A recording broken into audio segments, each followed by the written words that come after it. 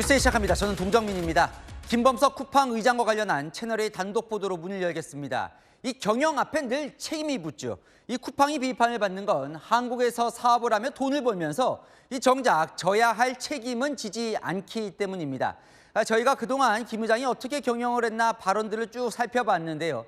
이 코로나 때 이 쿠팡 확진자 나온 사실을 알리지 않아 국내 사업장에선 확진자가 속출했고 또 노동자가 과로로 죽었지만 김 의장 일절 언급한 적이 없습니다. 대신 투자자에게 실적을 알릴 때는 한국을 강조합니다. 이 김 의장에게 대한민국은 어떤 존재일까요? 첫 소식 김태우 기자의 단독 보도입니다. 경기도 부천 쿠팡 물류센터발 확진자가 102명으로 늘면서 방역에 비상이 걸렸습니다. 지난 2020년 총 152명의 코로나19 감염자가 나온 쿠팡 부천 물류센터. 당시 쿠팡은 근무자들에게 감염 발생 사실을 알리지 않고 오후조 출근을 강행했습니다. 이 사실을 폭로한 직원 2명의 계약갱신을 거절했고 소송전이 이어졌습니다. 당시 김범석 의장은 쿠팡이 코로나에도 불구하고 성장했다는 부분만 강조했습니다. Strong first quarter growth comes against two headwinds. First, a comp against a strong quarter last year that experienced large order spikes due to the COVID-19 outbreak, which started in Korea in late January. In spite of those and countless other challenges, we upheld our high on-time delivery rates. 이후 쿠팡에선 택배 근로자 사망이나 물류센터 화재 등 각종 사건 사고가 터졌지만 김 의장은 침묵으로 일관했습니다. 대신 투자자들에게 사업 실적을 알릴 때는 어김없이 한국을 언급했습니다. Our results this quarter continue to demonstrate our conviction that Korea remains a remarkably durable growth opportunity. FLC, an essential driver of economic revitalization for underserved regional economies across Korea. 쿠팡은 김 의장의 발언 취지와 관련해 별도 입장을 내놓지 않았습니다. 국회 과방위는 청문회에 불출석한 김 의장과 박대준, 강한승 전 대표 등 3명을 오늘 검찰에 고발했습니다. 채널A 뉴스 김태우입니다. 김범석 쿠팡 의장의 무책임 경영 다른 사례도 볼까요? 자, 지난 10월 이 경주 에이펙의 성공적인 개최를 위해 정부와 민간 기업이 다 함께 힘을 모았었습니다. 당시 쿠팡도 공식 후원자로서 지원하게 돼 매우 자랑스럽다고 했었는데요. 하지만 김범석 의장의 에이펙이 끝난 뒤의 반응은 달랐습니다. 배정현 기자의 단독 보도입니다. 경주 에이펙이 끝나고 사흘 뒤 쿠팡의 올해 3분기 실적 발표에 대한 컨퍼런스 콜이 열렸습니다. 에이펙을 통해 어떤 점을 얻었느냐는 질문에 김범석 의장이 사업적으로 중요하지는 않았다고 답합니다. I think the sponsorship on APEC is not a significant, business lever. I don't think. 에이펙의 의미를 과도하게 부각시키고 싶지 않다면서 다시 한번 주요한 일은 아니라고 말합니다. I don't think that was one of the major initiatives in our company. 김 의장의 발언에 다른 임원이 수습에 나섭니다. Let me clarify a little bit about the partner and build relationships for future investment opportunities more than, a direct business impact. 쿠팡은 에이펙 준비기획단이 선정한 공식 홍보 협력사 13곳 중 하나였습니다. 당시 쿠팡은 역사적인 국제 행사를 지원하게 돼 매우 자랑스럽다고 밝혔습니다.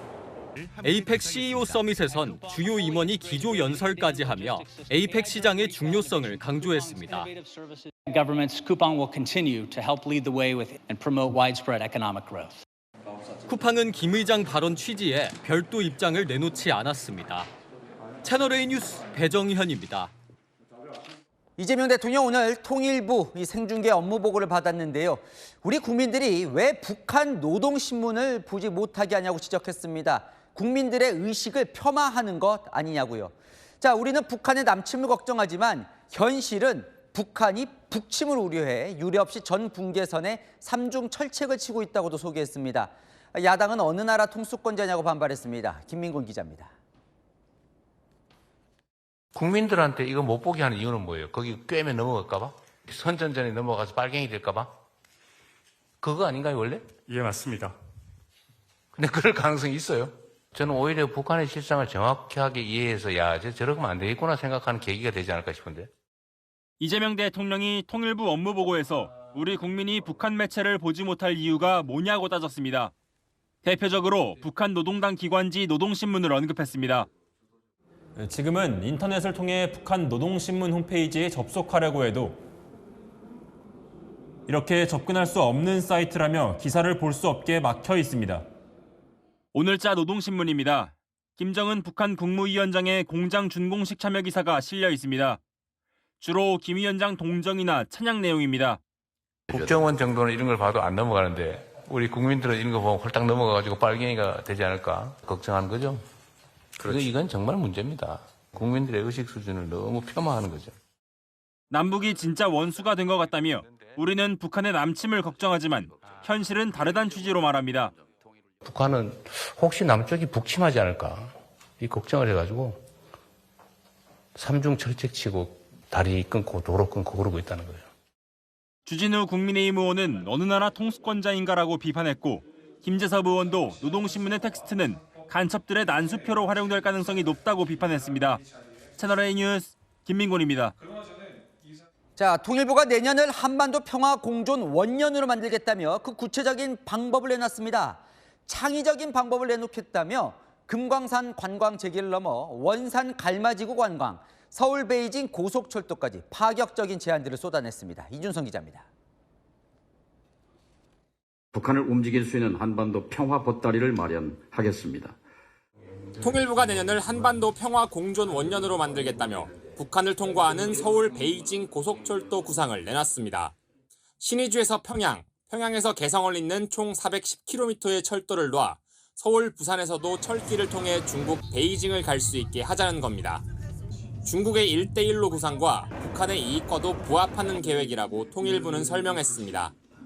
리커창 총리가 중국 측이 먼저 제의했던 사항입니다. 북은 2018년 남북정상회담 국면에서 고속철도 건설에 대한 희망을 피력한 바 있습니다. 북한의 초대형 관광지구, 원산 갈마지구 관광을 위한 3단계 방법론도 제시했습니다.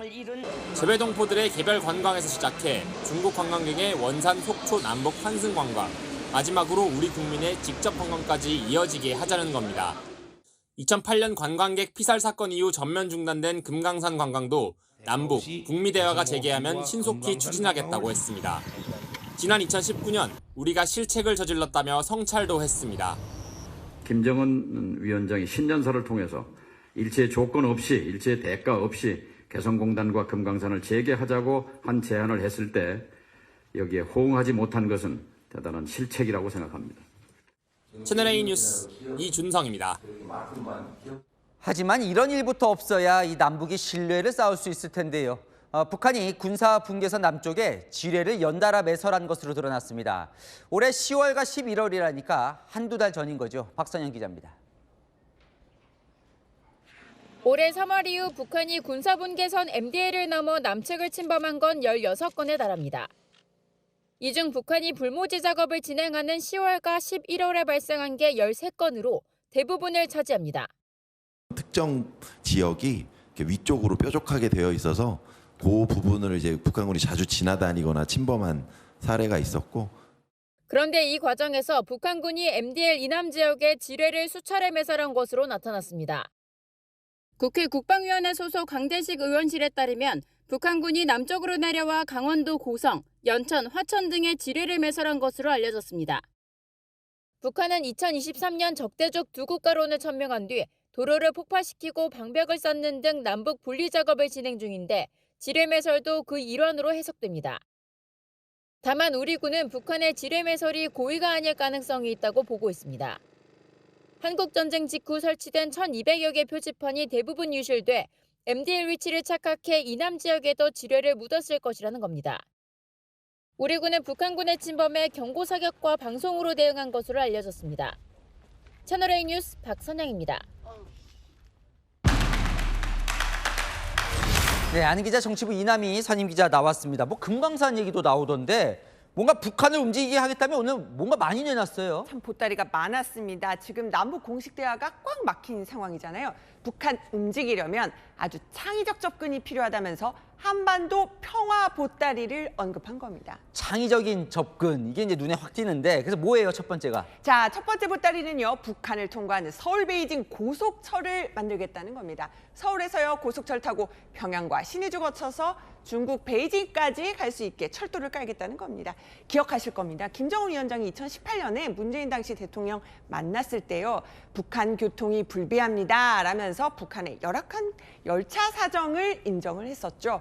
또 2018년에 중국 리커창 총리가 문 전 대통령에게 먼저 제안을 했던 구상이기도 하다는 겁니다. 그리고 북한의 경제 활성화에도 도움이 된다는 거죠. 그러니까 이제 북한에게 러브콜을 보내는 거예요, 그죠? 이제 철도 잘 만들어질 수 있다 이런 거고. 그럼 두 번째는 뭘까요? 자, 또 하나의 러브콜, 북한 김정은 위원장이요, 인민 수건 사업이다 이렇게 강조했던 원산 갈마지구의 평화관광을 추진하겠다고 한 겁니다.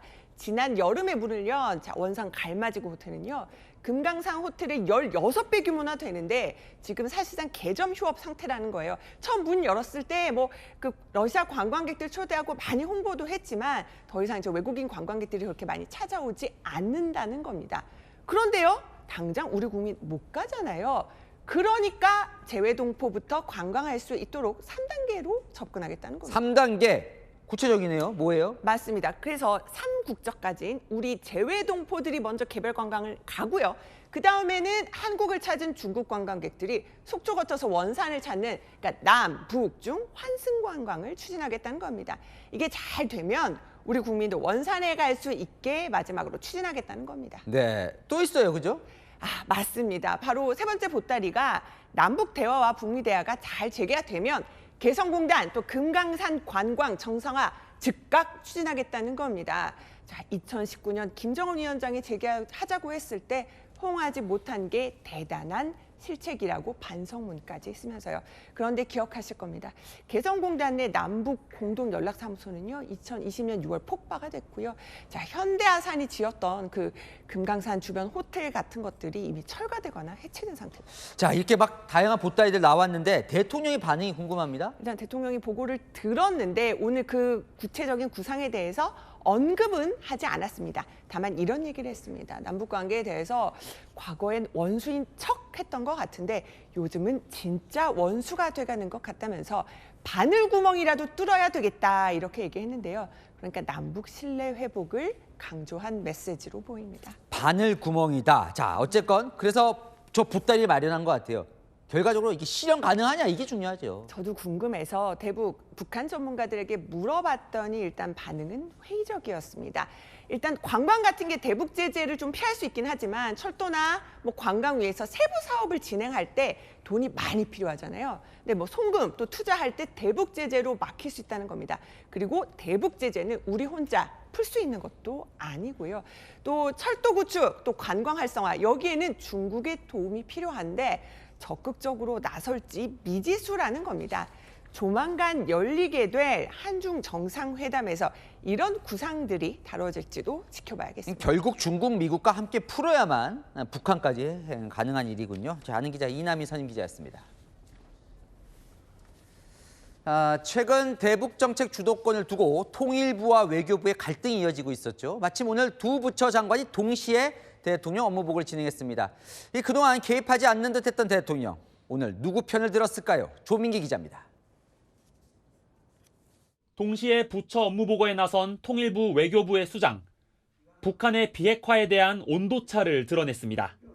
북한의 핵미사일 능력 고도화를 중단시키고 축소를 거쳐 폐기로 나아가는 대북 제재는 실효성을 상실했습니다. 목에 칼을 들이대면서 대화하자고 하는 것은 절대 받아들일 수 없다는 북한의 입장을 통일부와 외교부는 최근 주도권을 두고 갈등을 빚어왔습니다. 외교부가 미국과 대북 정책을 논의할 정례 회의를 진행하겠다고 하자 이 회의가 남북관계 진전에 발목을 잡을 수 있다며 통일부가 불참을 선언하고 미국과 직접 협의 의지를 밝힌 겁니다. 오늘 이 대통령은 남북관계를 푸는 역할은 통일부라고 했습니다. 남북 간의 적대가 완화될 수 있도록 그 역할은 역시 이제 통일부가 해야 될 역할이라고 생각이 됩니다. 일각에선 통일부에 힘을 실어줬다는 평가도 나왔지만 대통령실 관계자는 원론적인 발언일 뿐이라고 선을 그었습니다. 대통령은 비공개 자리에서 여러 의견들이 활발히 개진돼야 한다며 부처끼리 서로 다른 목소리를 내는 게 꼭 나쁜 건 아니다는 취지로 말한 걸로 전해졌습니다. 채널A 뉴스 조민기입니다. 자, 통일부와 외교부의 충돌, 자주파와 동맹파의 충돌이라고도 하죠. 대통령은 보신 것처럼 양쪽 다 필요하다고 했지만 정청래 민주당 대표는 확실해 보입니다. 통일부, 자주파의 힘을 실은 당내의 기구가 곧 출범할 것으로 보입니다. 최지원 기자입니다. 유승락 실장이 아주 늠름하게 사실을 왜곡하대요. 대통령 주변에 동맹파가 너무 많다며 쓴소리를 했던 정세현 전 통일부 장관. 오늘도 동맹파로 분류되는 위성락 국가안보실장을 저격했습니다. 정청래 대표가 대표적인 자주파 인사인 정 전 장관을 신설되는 당 외교통일기구 한반도 평화전략위원회에 배치하는 안을 검토 중입니다. 다른 자주파 문정인 연세대 명예교수 등도 검토하고 있습니다. 이재명 대통령이 당대표 시절 운영했던 기구엔 위 실장, 조현 외교부 장관 등 동맹파 인물들도 고루 참여했던 것과 달리 새로 꾸리는 기구가 자주파 중심으로 꾸려지면 성격이 확 달라질 전망입니다. 사사건건 미국의 결재를 맡아 허락된 것만 실행에 옮기는 상황으로 빠져든다면 남북관계를 푸는 실마리를 꽁꽁 묶는 그러한 악조건으로 빠져들 수 있습니다. 당 관계자는 대북 관계를 풀기 위해 한미동맹만 강조해서는 안 된다며 위성락 실장의 방법으로는 어렵다. 정세현 장관 같은 분이 필요하다고 말했습니다. 채널A 뉴스 최재원입니다. 자, 오늘 업무 보고 또 하나의 관심은 바로 법무부와 대검찰청이었습니다. 22년 전 노무현 전 대통령이 이 검사와의 대화했던 거 기억나시죠? 검찰청 폐지 앞두고 오늘 재연될 수 있다는 전망도 나왔었는데요. 하지만 예상과는 달리 40분 만에 끝이 났습니다. 왜일까요? 홍준 기자입니다. 이재명 대통령 맞은편에 앉은 정성호 법무부 장관과 구자연 검찰총장 직무대행. 그 뒤로 검찰청 실국장들이 착석해 있습니다. 내년 9월 검찰청 폐지를 앞두고 사실상 마지막 검찰 업무보고 자리였습니다. 평소 검찰을 향해 날카롭게 비판해왔던 이 대통령, 검찰 언급을 자제했습니다. 일본보다 검찰의 상소율이 높다며 상소 자제를 언급한 정도였습니다. 검사들 입장에서는 그냥 원래 하던 일이니까 상소하고 항고, 재항고 뭐 또는 상고하고 그래도 하는 게 그냥 깔끔하긴 한데 당하는 쪽에서는 엄청나게 괴로운 일이다.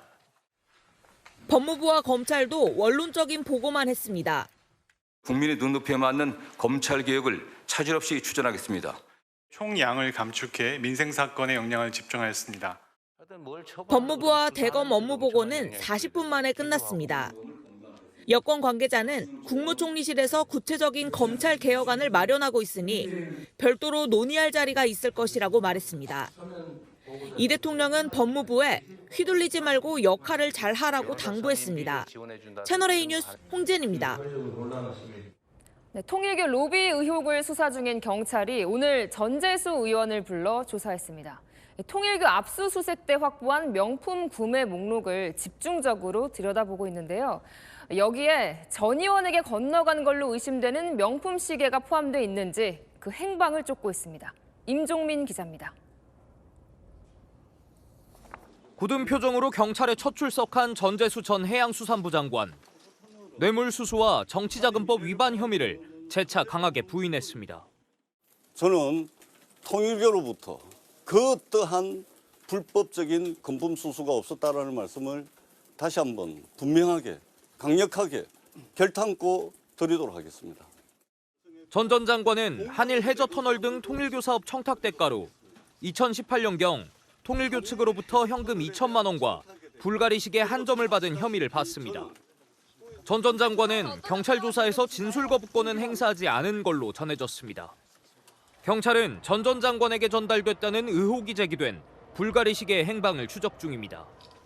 경찰은 지난 15일 전 전 장관 자택 등에 대한 압수수색에서 시계를 확보하지 못했는데 통일교 천전궁에서 통일교의 명품 구매 목록은 확보한 걸로 전해졌습니다. 경찰은 불가리 시계가 이 구매 목록에 포함되어 있는지 분석 중인데 시계 구매자와 전달자 등을 특정한 뒤 구매 경위와 시계의 행방 등을 추궁할 가능성도 제기됩니다. 채널A 뉴스 임종민입니다. 장동혁 국민의힘 대표, 오늘부터 당 기조 변화를 시작하겠다고 선언했습니다. 계엄과 탄핵의 책임도 지겠다고요. 변해야 한다. 그동안 참 비판도 많이 들었는데 어떻게 변한다는 걸까요? 그 3단계 구상 손인혜 기자가 단독 취재했습니다. 우리가 이제 변해야 할 시점입니다. 이제부터 국민의힘의 변화를 지켜봐 주십시오.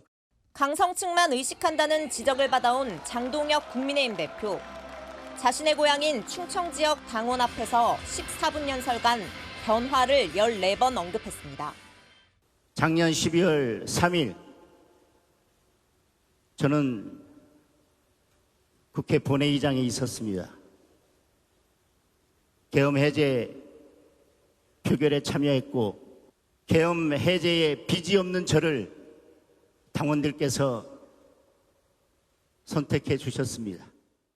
계엄이 잘못됐다는 점을 분명히 하면서 계엄과 탄핵에 책임을 지겠다. 변화를 선언한 겁니다. 벅차오른 듯 목이 메입니다. 우리가 지키고 싶은 것들을 지키기 위해서, 이기기 위해서 변해야 합니다. 이제 저들보다 먼저 국민 속으로 들어가고 그래서 국민의 삶을 제대로 바꿔내는 국민의 힘으로 변화해야 하겠습니다. 채널A 취재 결과 지도부는 지방선거 승리를 위한 국민 속으로 3단계 전략을 구상 중인 것으로 취재됐습니다. 당내 의원들과 함께한 소통 경청 행보를 원로, 분야별 전문가 등 당 밖으로 확대하고 대표에게 직언할 수 있는 전문가 그룹, 특보단을 꾸리고 지방선거에서 이길 새로운 인재 영입에 착수합니다. 장 대표는 올해 안에 호남을 1박 2일 일정으로 방문할 계획입니다. 새해엔 지방선거 승리 비전을 담은 혁신안을 발표하며 본격적인 선거 모드에 돌입할 것으로 보입니다. 채널A 뉴스 손인혜입니다. 네, 어제 대통령실 김용범 실장이 수출 기업들을 만나 달러 갖고 있지 말고 국내로 풀라는 취지로 말했습니다. 환차익에 연연하지 말라면서요. 국민의힘은 협박이나 다름없다. 정부가 조폭이냐며 강하게 비판했습니다. 남영주 기자입니다. 어제 7개 수출 대기업 관계자들을 만난 김용범 대통령실 정책실장. 1,500원 가까이 치솟는 환율 상황을 우려하며 작은 이익을 보려 하지 말라고 당부했습니다. 환차익을 보지 말라고 당부한 겁니다. 환차익은 환율 변동으로 수익을 보는 것을 말하는데 기업에 갖고 있지 말고 국내에서 원화로 바꿔 시장에 달러를 풀라고 요구한 겁니다. 국민의힘에선 곧바로 시대착오적 발상이라는 비판이 나왔습니다. 달러를 시장에 내놓으라고 협박한 것이나 다름없습니다. 기업에게 알토란 같은 달러 자산을 내놓으라니 정부가 무슨 조폭입니까? 언제는 미국에 투자하라, 달러 벌어오라고 하더니 이제 와서는 달러부터 가져오라는 이재명 정부. 노점상 자리세 뜯는 양아치와 무엇이 다릅니까? 국회 운영위원회에서 고자세를 보인 김 실장 태도도 다시 소환됐습니다. 정책실장! 정책실장! 정책실장! 위원장이 지금 뭐 하는 겁니까? 몇 개 정책실장 화내는 거는 무엇입니까? 여당 원내대표 말 벌써 잊으셨나요? 정책실장, 정책실장, 정책실장. 지금 뭐 하는 겁니까? 국민의 대표인 국회의원을 상대로 고함도 내지르는 김용범 정책실장이 직접 나서서 강권을 하니 기업 입장에서는 아마도 저승사자로 보였을 수도 있습니다. 채널A 뉴스 남경주입니다. 네, 방송인 박나래 씨에서 시작된 이른바 주사 이모 파장이 연예계로 번지고 있습니다. 함께 방송에 출연했던 유튜버도 주사 이모에게 불법으로 약을 처방받았다는 의혹이 제기됐습니다. 강보인 기자가 보도합니다. 방송인 박나래 씨와 가수 키 씨 등에게 불법 진료를 했다는 의혹이 제기된 주사 이모 씨. 이 씨가 구독자 174만여 명의 인기 유튜버 입짧은 햇님에게도 불법 진료를 했다는 의혹이 제기됐습니다. 이 씨가 박 씨 전 매니저에게 보낸 메시지에는 박 씨가 다이어트 약을 하루 2번은 먹어야 한다면서 햇님은 3번, 심하면 4번까지 먹는다는 내용이 담겨 있습니다. 이 씨가 입 짧은 햇님의 다이어트 비결은 자신의 약이라며 내 약을 먹고 30kg을 뺐다고 말했다는 의혹도 제기됐습니다. 입 짧은 햇님은 오늘 새벽 이 씨로부터 진료를 받았다고 시인했습니다. 지인 소개로 강남 병원에서 처음 만났기 때문에 의심의 여지 없이 의사라고 믿고 진료를 받았다고 해명했습니다. 심려를 끼쳐 사과드린다면서 현재 진행 중인 모든 프로그램에서 하차하겠다고 밝혔습니다. 방송인 전현무 씨도 지난 2016년 한 예능 프로그램에서 차를 타고 가며 링거를 맞는 사진이 공개돼 불법 진료 의혹이 제기됐습니다. 전 씨 소속사는 처치 마무리를 제외한 모든 의료 행위는 병원 내 의료진 판단 및 처방에 따라 진행됐다며 불법적인 시술을 받은 사실이 없다고 해명했습니다. 채널A 뉴스 강보인입니다. 박나래 씨의 전 매니저들은 노동청에 진정서를 냈습니다. 한 달에 400시간 넘게 일했지만 제대로 된 급여를 받지 못했다고 주장했습니다. 최다희 기자입니다. 방송인 박나래 씨의 전 매니저들이 어제 박 씨에 대해 노동청에 진정서를 제출했습니다. 진정서에는 임금체불과 직장 내 괴롭힘 등의 혐의가 적시된 것으로 전해졌습니다. 전 매니저들은 진정서에 한 달 최대 450시간까지 근무했지만 약속된 급여를 받지 못했고 근로계약서도 작성되지 않았다는 주장을 담은 걸로 전해졌습니다. 또 박 씨가 근로자들을 프리랜서로 위장하기 위해 근로소득세 대신 사업소득세를 납부하게 했다는 등의 취지의 주장도 담긴 걸로 알려졌습니다. 전 매니저들은 이미 박 씨를 특수상해 등 혐의로 경찰에 고소한 상태입니다. 전 매니저는 채널A와의 통화에서 형사고발과 노동청 진정서 제출, 민사소송 등을 순차적으로 하고 있다며 박 씨 측에서 허위 발언하면 계속 법적 대응할 것이라고 주장했습니다. 채널A는 박 씨 소속사에 수차례 연락했지만 방송 전까지 입장을 듣지 못했습니다. 채널A 뉴스 최다희입니다. 네, 이렇게 버스 뒷문에 팔이 끼었는데 안전장치는 작동하지 않았습니다. 버스는 그대로 출발했고 어르신이 크게 다쳤습니다. 홍진우 기자가 단독 보도합니다. 정류장에 멈추는 버스. 뒷문이 열리고 승객이 내립니다. 뒤이어 할머니가 문 손잡이를 잡고 천천히 내립니다. 그런데 문이 벼랑간 닫히고 할머니 팔이 그대로 끼어버립니다. 버스가 출발하자 할머니는 뒷문에 매달린 채 끌려갑니다. 얼마 후 버스가 멈추고 할머니는 바닥에 쓰러져 움직이지 못합니다. 버스에 있던 승객이 할머니가 매달린 걸 보고 기사에게 멈추라고 한 게 천만다행이었습니다. 70대 할머니는 머리를 다쳐 병원에 입원했는데 지금도 그때 생각만 하면 소름이 끼칩니다. 이랬지 내가. 어느 순간에만 아마 어떻게 할 것도 없이 막 그냥 끌고 가버립니다. 예. 사고를 낸 버스엔 문기인 같은 하차 사고를 방지하는 안전장치가 설치돼 있습니다. 문의 압력이 가해지면 자동으로 열리고 주행이 불가능하도록 돼 있습니다. 그런데 이번엔 팔이 끼었는데도 장치가 작동하지 않았습니다. 버스 회사와 창원시는 장치를 점검한 결과 별 이상은 발견되지 않았다며 알 수 없는 이유로 안전장치의 압력이 가해지지 않으면서 작동되지 않은 것으로 보인다고 해명했습니다. 팔목 넓이 물체가 끼일 경우 자동으로 문이 열리면서 버스 출발이 안 됩니다. 안전과 관련된 사항인 만큼 정밀 조사가 필요하다고 봅니다. 경찰은 원인 규명과 함께 버스 기사가 승객이 하차하는 걸 제대로 확인했는지 여부를 조사 중입니다. 관할 지자체인 창원시도 안전장치 점검을 강화하기로 했습니다.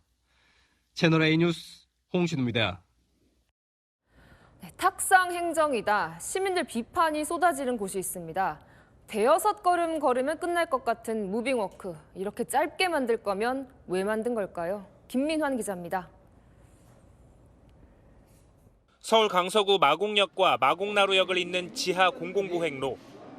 무빙워크가 설치됐는데 길이가 불과 5m 남짓합니다. 논란이 제기된 무빙워크입니다. 지금은 운행을 중단한 상태인데요. 말하는 사이에 구간이 끝날 정도로 길이가 짧습니다. 무빙워크 처음부터 끝까지 걸으면 불과 6초 남짓. 지난해 10월 설치됐다가 통행량이 적다는 이유로 한 달 만에 운행마저 중단됐습니다. 전형적인 탁상 행정이라는 논란이 제기됐습니다. 이렇게 짧으면 왜 존재하는 거지라는 의구심이 조금 있기는 했습니다. 저 거리를 굳이 탈 필요가 있나라는. 세금 낭비라는 비판이 일자 강서구청은 민간업자가 시공한 것으로 세금이 전혀 투입되지 않았다고 해명했습니다. 설치 구간을 결정하는 권한은 서울시에 있다고도 주장했습니다. 서울시 관계자는 강서구와 SH공사 협의 과정에서 상권 때문에 상가 앞쪽엔 무빙워크를 설치하지 않도록 결정했다고 밝혔습니다. 강서구청은 시민 민원에 따라 무빙워크를 철거하는 방안도 검토하는 것으로 전해졌지만 누리꾼들 사이에서는 철거해도 세금 낭비라는 지적도 나옵니다. 채널A 뉴스 김민환입니다. 신고를 받고 빈차 터리범을 잡으러 나선 경찰. 멀리 갈 필요가 없었습니다. 범인이 파출소 바로 앞에 있었기 때문인데요. 어떻게 된 일인지 허준원 기자가 취재했습니다. 깜깜한 밤, 길을 걷던 남성이 주변을 두리번거리더니 주차된 차량에 다가갑니다. 문을 열고 들어가 휴대폰 불빛을 켜고 내부를 뒤집니다. 하지만 건질 게 없었는지 얼마 안 돼 차에서 나옵니다. 차량 문이 열렸다는 알림을 확인한 차주는 집에 설치된 CCTV를 확인하고 파출소에 신고합니다. 차주가 보여준 CCTV 화면을 토대로 남성의 인상착의를 확인한 경찰. 현장으로 출동하는 순간 현관에서 멈칫합니다. 동일한 인상착의의 남성이 파출소 바로 맞은편에서 걸어가고 있는 걸 본 겁니다. 경찰은 곧바로 남성을 쫓아가 검거하는 데 성공합니다. 사건이 벌어진 지 불과 30분 만이었습니다. 남성은 30대 A씨, 사이드미러가 접히지 않은 차량을 털려다 실패하고 귀가하던 길이었습니다. 하필이면 집에 가는 길이 파출소 바로 앞이었던 겁니다. 자기 선후배하고 술 한잔 먹고 범행을 하고 난 다음에 자기 집으로 귀가하던 그런 상황이었습니다. A씨는 형편이 좋지 않아 범행을 하려 했다고 시인했습니다. 채널A 뉴스 허준원입니다. 네, 반려견을 두고 극단적인 사건이 벌어졌습니다. 20대 중국인 남성이 평소 가깝게 지내던 이웃을 흉기로 찌른 건데요. 자신의 반려동물을 학대했다는 의심에서 비롯된 범행이었습니다. 두 사람 모두 불법 체류자였습니다. 공국진 기자입니다. 운동복 차림의 남성이 골목길을 걷고 있습니다. 그런데 한 손으로 복부를 연신 감싸고 있습니다. 신발도 신지 않은 맨발입니다. 이 중국인 남성, 흉기에 찔린 상태였습니다. 지인이 운영하던 상점에 가서 도움을 요청했고 병원에 옮겨졌습니다. 현재 위중한 상태로 알려집니다. 피가 많이 흘렀어요. 조금씩 남았어요. 큰 병원 보내야지. 내가 한 사람 병원 보냈어요. 흉기를 휘두른 남성은 20대 중국인 A씨. 평소 알고 지내던 피해 남성이 자신의 애완견을 학대했다고 의심했습니다. 피해 남성 집으로 찾아가 범행을 저지른 뒤 자신의 주거지에 숨어 있다 붙잡혔습니다. 조사 결과 이들 모두 불법 체류자였습니다. 자기 집을 아는 사람은 피해자밖에 없는데 집안에 있는 강아지가 좀 학대를 당한 흔적이 있더라. 의심을 하고 가서 그냥 그렇게 해본 거예요. A씨의 애완견은 현재 지자체에서 보호 중인데 검사를 해보니 별다른 학대 정황은 드러나지 않았습니다. 경찰은 살인미수 혐의로 A씨에 대해 구속영장을 신청할 방침입니다. 채널A 뉴스 공국진입니다. 네, 서울 영등포구에서 승용차가 갑자기 역주행해 학원 버스를 들이받았습니다. 승용차 운전자가 숨지고 6명이 다쳤습니다. 김지윤 기자가 보도합니다. 교차로를 지나는 차량들 사이로 검은색 승용차가 눈 깜짝할 새 빠른 속도로 지나갑니다. 차량 아래로 뿜어져 나오는 하얀 연기도 보입니다. 횡단보도에 서 있던 사람들도 놀란 듯 뒷걸음질합니다. 승용차는 그대로 직진해 학원버스를 들이받았습니다. 승용차는 형체를 알아볼 수 없을 정도로 심하게 찌그러졌고 차량 파편들도 도로 한쪽에 그대로 흩어졌습니다. 승용차는 사거리를 지나던 도중 반대 차선으로 돌진해 신호 대기 중이던 학원버스와 가로수를 차례로 들이받은 뒤 멈춰섰습니다. 여기 땅까지 울릴 정도로 크게 났어요. 밖으로 튀어나갔어요, 엔진 자체가. 승용차 운전자인 60대 여성은 끝내 숨졌고 차량 파편이 보행자와 다른 차량으로 튀면서 6명이 다쳤습니다. 경찰은 사고 현장 주변 CCTV와 블랙박스를 토대로 정확한 사고 원인을 조사할 예정입니다. 채널A 뉴스 김지윤입니다. 이 귤 드실 수 있겠습니까? 상품성이 떨어져도 맛은 좋다는 이른바 못난이 귤. 가격이 저렴해서 한 번쯤 사본 적 있으실 텐데요. 다 상해서 못 먹는 귤이 왔습니다. 권경문 기자가 보도합니다. 손에 쥔 귤로 벽을 두드리자 단단하게 부딪히는 소리가 들립니다. 껍질은 얼룩덜룩 검게 변색됐습니다. SNS에서 판매한 못난이 귤입니다. 판매자는 못나도 맛있다며 일일이 손으로 선별해서 보낸다고 홍보했습니다. 하지만 구매자들이 받은 건 곰팡이가 피었거나 딱딱하게 말라 먹을 수 없는 귤이었습니다. 본인이 먹는 영상도 있었고 그래서 믿었죠. 하나를 뒤척였더니 그 찝찝함 있잖아요. 새똥 묻은 것도 있고 애기한테 좋은 거 좀 싸게 먹여보고 싶어서 깔 수 없이 딱딱해가지고 버린 것도 많았고요. 서귀포시는 현장 조사를 통해 단순히 못난이 감귤이 아닌 판매가 금지된 비상품귤이 판매된 것을 확인했다며 자체 환불하라는 행정 처분을 내렸다고 밝혔습니다. 제주도 감귤조례에 따르면 부패나 변질 등으로 상품성이 떨어진 비상품귤을 판매하면 과태료 부과 대상입니다. 귤 공급자는 일용직 직원이 분류를 잘못했다고 해명했습니다. 판매자는 판매하면 안 되는 귤이 공급된지 몰랐다며 환불 접수를 받고 있다고 밝혔습니다. 채널A 뉴스 권경문입니다. 요즘 개인정보 예민하죠. 이 와중에 카카오가 추가한 약관이 논란입니다. 카카오톡 이용 기록 그리고 이용 패턴을 수집해서 이 서비스에 활용하겠다는 내용인데요. 그러니까 이용자가 동의를 하면 이용자의 위치도 활용할 걸로 보이는데 이 소비자들은 과도한 개인정보 수집 아니냐 우려가 큽니다. 유찬 기자입니다. 카카오가 최근 공지한 통합 서비스 약관입니다. 이용 기록과 이용 패턴을 기계적으로 분석하고 맞춤형 광고 등에 활용할 수 있다는 내용이 추가됐습니다. 인공지능에 기반한 통합 서비스를 제공하겠다는 문구도 넣었습니다. 구체적인 수집 정보와 관련해 카카오 측은 대화 내용이나 위치, 동선 등도 이용자가 동의하면 활용이 가능하다고 설명했습니다. 제가 속한 대화방에서 미처 읽지 못한 메시지를 인공지능이 자동 요약해주는 내용입니다. 앞으로는 단순 대화 요약을 넘어 대화 기록을 활용한 맞춤형 서비스를 제공한다는 구상입니다. 사용자 위치와 동선 정보로 식당 추천 같은 기능도 가능할 전망입니다. 소비자들은 과도한 개인정보 수집을 걱정합니다. 요새 노출 사고도 많이 있다 보니까 그게 과연 잘 지켜질지. 정확하게 어디서 동의를 하는지도 저도 과정을 잘 모르겠어가지고. 카카오 측은 각 서비스마다 동의 절차를 별도로 밟기 때문에 약관 개정만으로 더 많은 개인정보를 수집하는 건 아니라는 입장입니다. 또 이번 약관 개정은 인공지능 기본법에서 개인정보 이용 여부를 투명하게 고지하라는 지침을 따른 것이라고 설명했습니다. 채널A 뉴스 유찬입니다. 올 한해 해외 주식 투자 열풍 대단했었죠. 그런데 1년이 거의 지나고 보니 서학개미 절반이 손실을 봤는데 이 증권사는 수수료로 2조 원 가깝게 챙겼습니다. 안건우 기자입니다. 금융감독원이 증권사들의 해외 투자 실태에 대한 중간 점검 결과를 발표했습니다. 올해 11월까지 12개 증권사의 해외 주식 수수료 수익은 1조 9천억 원을 넘어섰습니다.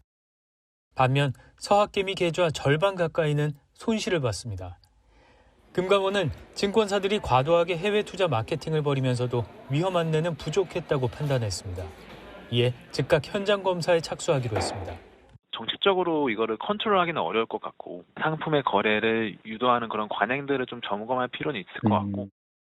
금융투자업계에선 정부가 환율 관리에 실패해놓고선 그 책임을 증권사에 떠넘긴다는 지적도 나옵니다.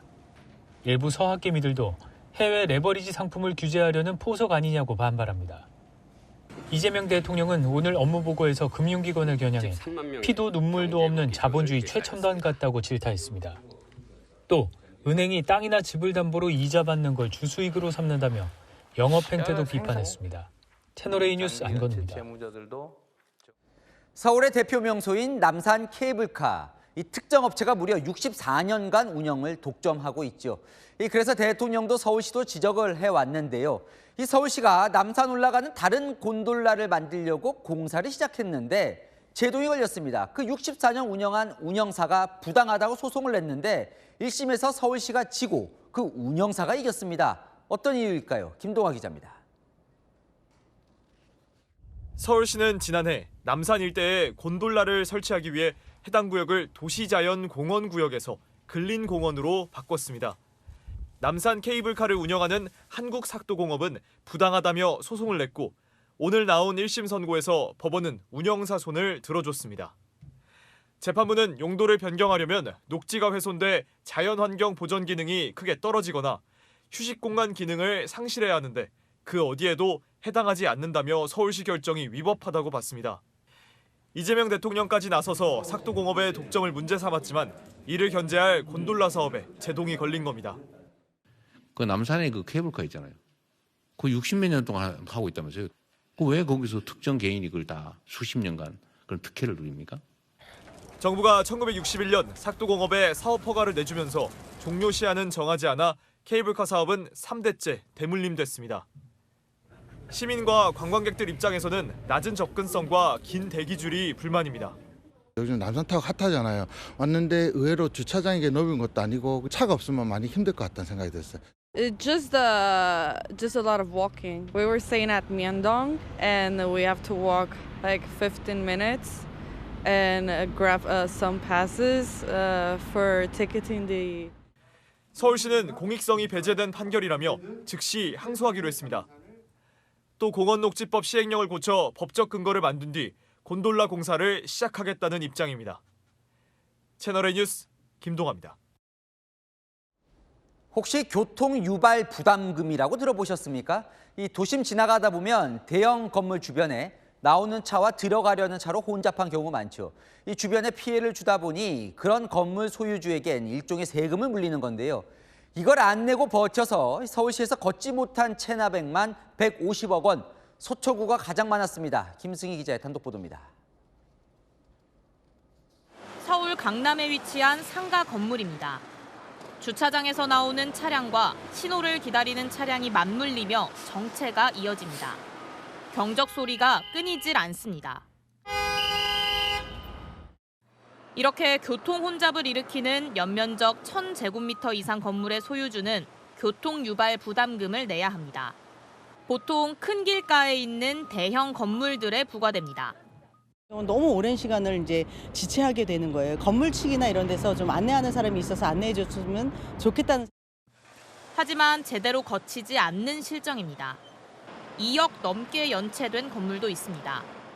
체납이 됐다고요? 저희는 사실 이제 임대인 쪽에 당연히 내는 부분인데 납부가 뭐 지연되고 있는 건지는 저희가 확인을 해봐야 될 것 같아요.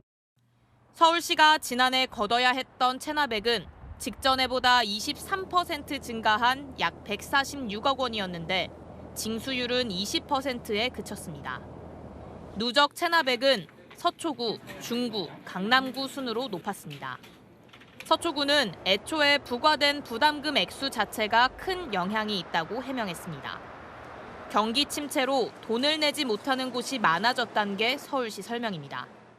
현장에 가보면 영업이 너무 이제 불황 이런 것들 때문에 이제 비어있거나 공실이 많거나 뭐 이런 경우입니다. 수입이 없는 단계. 서울시는 기존의 압류, 가산금 부과 외에 강도 높은 체납 관리 대책을 마련하겠다고 밝혔습니다. 채널A 뉴스 김승희입니다.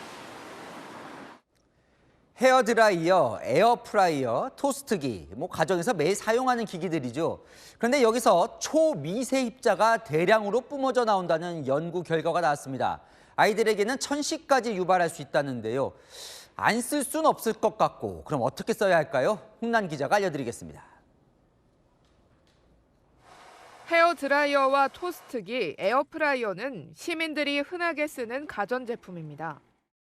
통닭 같은 거 구워 먹고 할 때 에어프라이 많이 쓰죠. 헤어드라이어는 항상 매일 아이들 샤워하고 나면 머리 말릴 때 사용하고 있죠. 그런데 이런 가전제품이 초미세입자를 대량으로 뿜어낸다는 연구 결과가 나왔습니다. 토스트기 1조 7,300억 개, 에어프라이어 1,000억 개, 헤어 드라이어는 100억 개의 초미세 입자가 방출되는 것으로 나타났습니다. 일반적으로 실내 공기질에 존재하는 양의 많게는 한 100배 이상도 나올 수 있을 거라고 생각합니다. 제품을 사용할 때 뜨거워진 전열선에서 금속 성분이 증발하고 식는 과정을 거치는데 이때 100나노미터 미만의 초미세 입자가 발생합니다. 이 입자가 코로 걸러지지 않고 몸속에 침투하면 천식이나 심혈관 질환을 유발할 수 있는 겁니다. 기도가 작은 어린이는 더 큰 주의가 필요합니다. 연구팀은 가전제품을 사용할 때 거리를 두는 것이 좋고 창문을 활짝 열어 환기를 해야 한다고 강조합니다. 또 공기청정기를 조금 더 강하게 사용하는 것도 좋다고 조언합니다. 채널A 뉴스 홍란입니다. 네, 중국의 거듭된 군사 압박 속 일본에선 자강론이 고개를 들고 있습니다. 집권 여당은 다카이치 총리를 전면에 내세우며 강한 일본을 강조했는데요.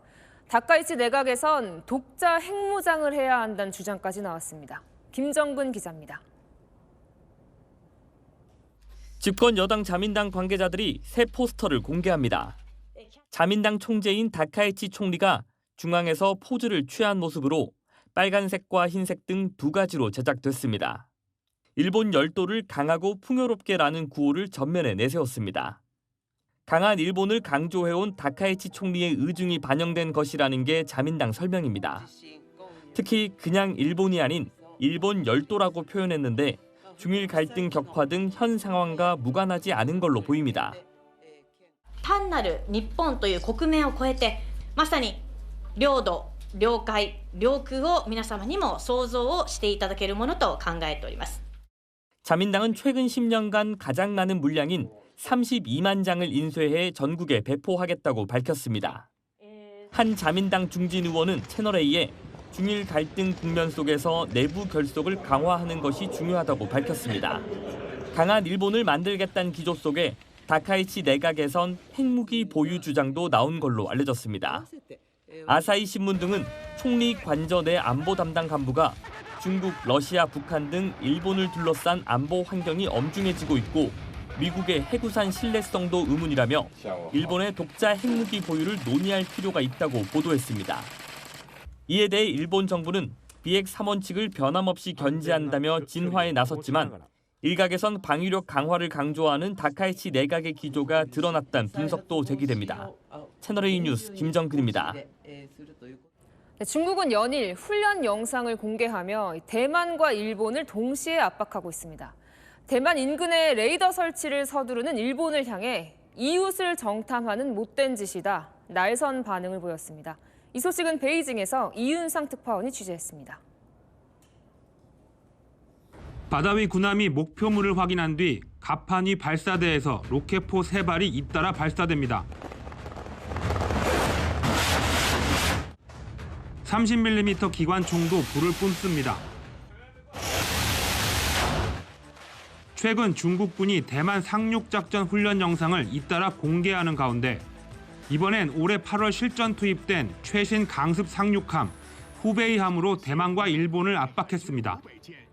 헬기 7대가 동시에 이착륙이 가능하고 공기부양정, 장갑차, 병력 1000명 이상을 동시에 이송할 수 있습니다.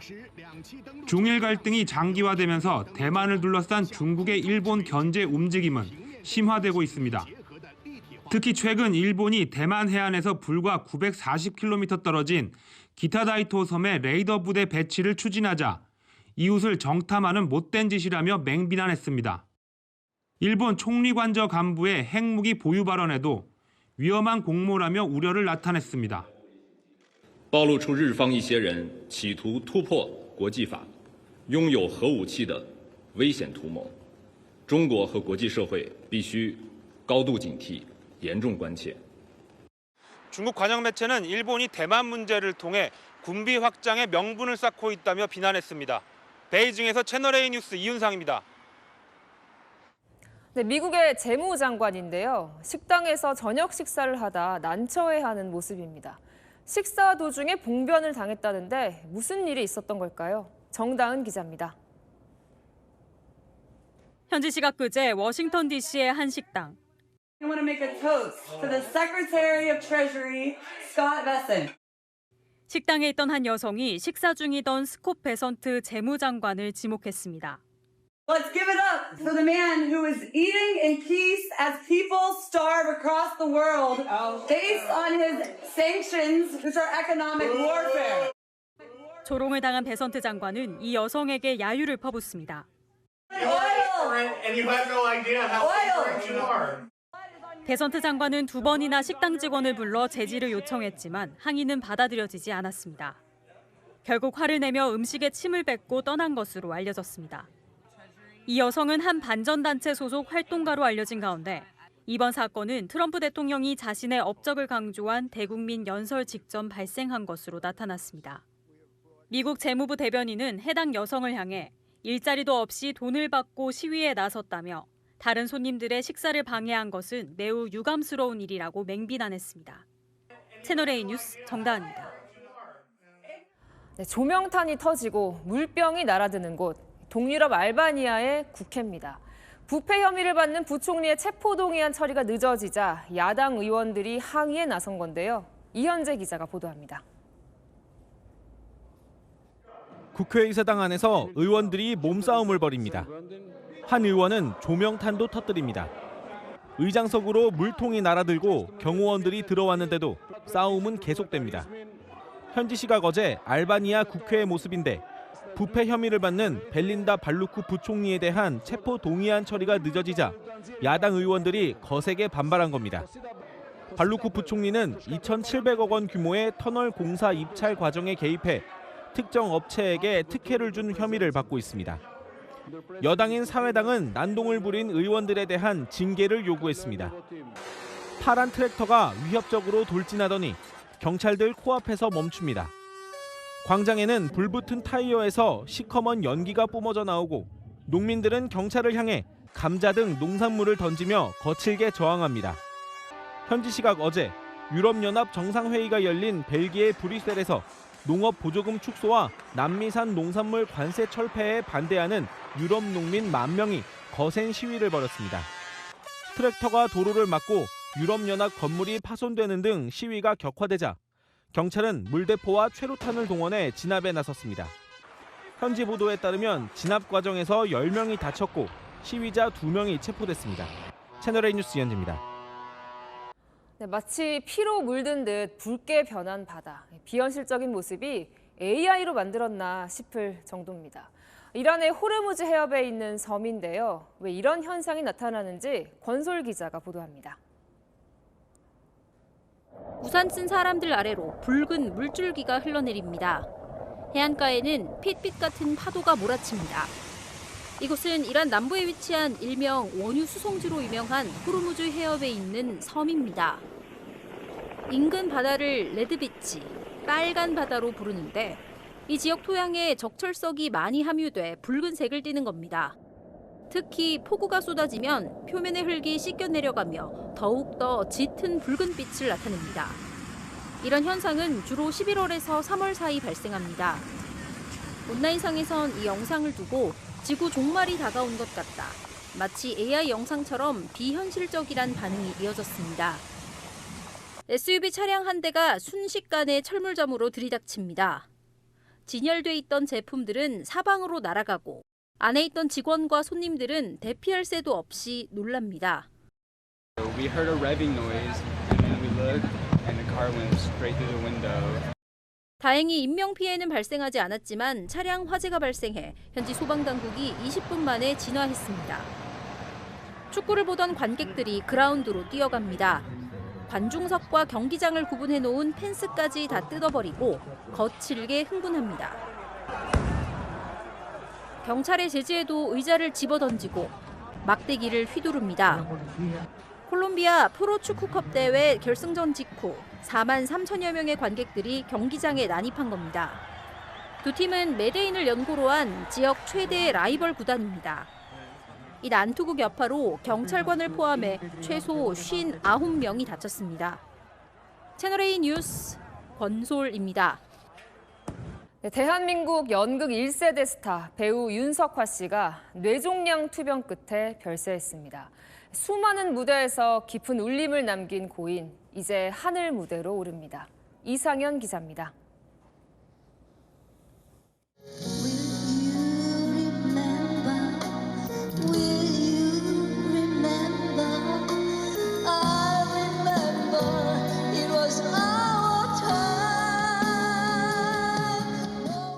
배우 윤석화 씨가 오늘 오전 향년 69세로 별세했습니다. 지난 2022년 뇌종양 진단을 받고 투병해온 지 3년 만입니다. 윤석화 씨는 항암 치료 대신 자연 치유를 택해 깊은 인상을 남겼습니다. 일주일을 살아도 그냥 나답게 살고 싶다. 윤 씨는 지난 1975년 민중극단의 연극 꿀맛으로 데뷔해 신의 아그네스, 명성황후 등 굵직한 작품에 출연하며 1세대 연극 스타로 자리매김했습니다. 1990년대엔 커피 광고에 출연해 대중적으로 큰 인기를 끌었습니다. 드셔보셨죠? 저도 사실은 부드러운 여자예요. 윤 씨는 연극을 알리기 위해 잡지, 월간 객석을 인수하고 소극장을 직접 운영하기도 했습니다. 털고 일어나면 저하고 꼭 같이 작품을 했으면 좋겠다. 그 얘기를 여러 번 병상에 있을 때 했었어요. 그래서 꿈도 많고 아직도 열정도 많고 재주도 많고 연극계에 가장 재능 있는 별 하나를 너무 일찍 떠나보냈다라는 게 연극계 큰 손실 같아서 가슴이 아픕니다. 고인은 21일 영면에 든 뒤 이제 하늘 무대에 오릅니다. 이제 무대에서 어떤 역할을 할 때만큼은 참 아름다웠다. 그렇게 누군가가 기억해 줄 수 있다면 좋을 것 같아요. 채널 A 시청자 여러분들 건강하세요. 채널 A 뉴스 이상현입니다. 김상식 감독이 베트남 축구를 또다시 동남아 정상에 올려놨습니다. 감독 취임 후 메이저 대회 3회 연속 우승이란 새 역사를 쓰면서 베트남의 국민 영웅으로 떠올랐는데요. 이현용 기자입니다. 호치민 방거리에 오토바이 경적과 부부젤라 소리가 울려 퍼집니다. 환호하고 춤추고 23세 이하 축구대표팀 우승 소식에 시민들이 거리로 쏟아져 나온 겁니다. 베트남이 동남아시안 게임 결승에서 태국에 2대0으로 끌려가다 3대2로 역전 우승했습니다. 종료 휘슬이 울리자 선수들은 오열했고 코칭 스텝은 김상식 감독을 껴안고 기뻐합니다. 2대0 상황에서도 포기하지 않고 끝까지 싸웠기 때문에 승리할 수 있었던 것 같습니다. 선수들도 김 감독을 행가래치며 우승을 자축합니다. 김상식 감독은 동남아 메이저 대회에서 베트남을 3회 연속 우승시킨 최초의 사령탑이 됐습니다. 지난해 5월 부임 후 1년 반 만에 이룬 쾌거입니다.